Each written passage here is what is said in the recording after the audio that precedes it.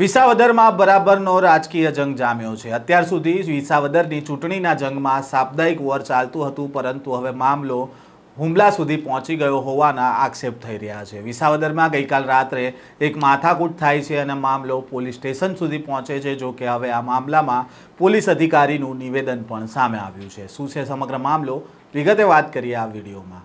વૈષ્ણવજન તો તેને કહીએ જે પીડ પરાઈ જાનાને રે।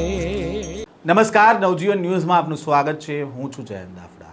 વિસાવદરમાં ચૂંટણીનો એક તરફ બરાબરનો જંગ જામ્યો છે। ભાજપના કિરીટ પટેલ અને આમ આદમી પાર્ટીના ગોપાલ ઇટાલિયા ચૂંટણી પહેલા એડી ચોટીનું જોર લગાવતા જોવા મળી રહ્યા છે। જો કે ગઈકાલે રાત્રે વિસાવદરમાં એક માથાકૂટ થાય છે અને આ અંગે ગોપાલ ઇટાલિયા જણાવે છે કે એક સભા હતી, તે દરમિયાન ભાજપના ઉમેદવાર કિરીટ પટેલના સમર્થકો તેમજ વિસાવદરના ભાજપના કોર્પોરેટર નાસિર મેટરના ભાઈ અને તેના ગુંડાઓ તેમના પર પથ્થરમારો કરે છે અને કોર્પોરેટર કમલેશ રીબડિયાના પુત્રએ ગાળાગાળી કરી હતી। આ સમગ્ર મામલે ગોપાલ ઇટાલિયાએ કહ્યું કે ભાજપના ગુંડાઓ બેફામ બન્યા છે અને પોલીસ પર આરોપ લગાવતા ગોપાલ ઇટાલિયાએ કહ્યું કે સમગ્ર મામલે પોલીસ સ્ટેશનમાં ફરિયાદ કરવા માટે ગયા ત્યારે અધિકારીઓ ત્યાં હાજર ન હતા।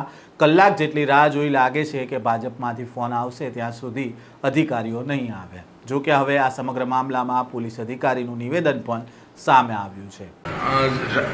विसावदर में एक पूरी घटना क्या हुई थी, क्या कहेंगे सर? और आपने जो आम आदमी पार्टी के जो कैंडिडेट है उसकी जो फरियाद भी ली, क्या कहेंगे?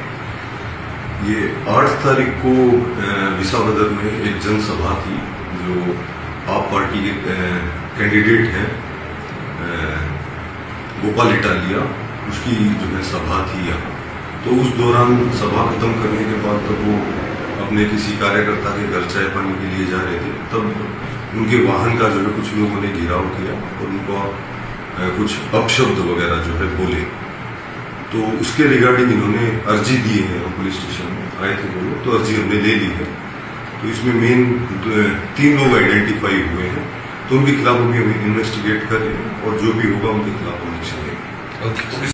આ મામલે પોલીસ અધિકારીએ નિવેદન આપતા કહ્યું છે કે ગઈકાલે આમ આદમી પાર્ટીની સભા હતી, તે પતાવીને ગોપાલ ઇટાલિયા તેમના કાર્યકર્તાના ઘરે જઈ રહ્યા હતા ત્યારે તેમના વાહનોને કેટલાક લોકોએ ઘેરાવ કર્યો હતો અને અપશબ્દ કહ્યા હતા। તે મામલે તેમણે અરજી આપી છે, જે અરજીને પોલીસ સ્ટેશન દ્વારા સ્વીકારવામાં આવી છે અને આ મામલે તપાસ શરૂ કરવામાં આવી છે। ઉલ્લેખનીય છે કે ગોપાલ ઇટાલિયા દ્વારા આક્ષેપ કરવામાં આવ્યા છે કે કિરીટ પટેલના સમર્થકો દ્વારા આ હુમલો કરવામાં આવ્યો હતો।